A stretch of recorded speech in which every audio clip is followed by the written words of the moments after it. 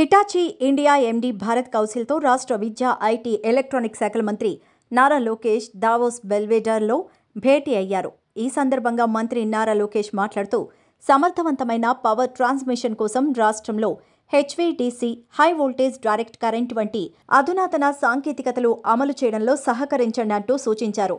Vizag metro project, green energy కార్యక్రమాలకు సాంకేతిక సహకారాన్ని అందించమని సూచించారు. సస్టైనబుల్ డెవలప్మెంట్ గోల్ లక్ష్యానికి అనుగుణంగా ఇన్నోవేషన్ పార్క్ స్థాపనకు మద్దతు ఇవ్వండి అంటూ చర్చించారు. ఎనర్జీ సెక్టర్లో వైవిధ్యమైన టాలెంట్ పూల్ను అభివృద్ధి చేయడానికి స్కిల్ డెవలప్మెంట్ ఇనిషియేటివ్లో చేయూత ఇవ్వండి అంటూ కోరారు.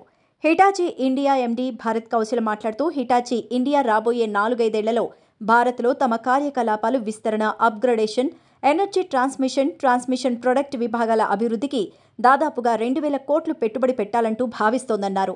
అనంతరం బొబ్బిల్లో మరో 2 కేంద్రాలు ఏర్పాటు చేయబోతున్నామన్నారు.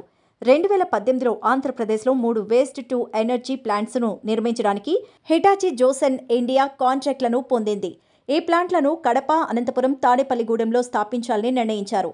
రియల్ టైమ్ డేటా అనలిటిక్స్ ద్వారా పబ్లిక్ సర్వీస్ డెలివరీని మెరుగుపరిచే సిస్టమ్స్ను హిటాచీ అభివృద్ధి చేస్తోందంటూ వెల్లడించారు.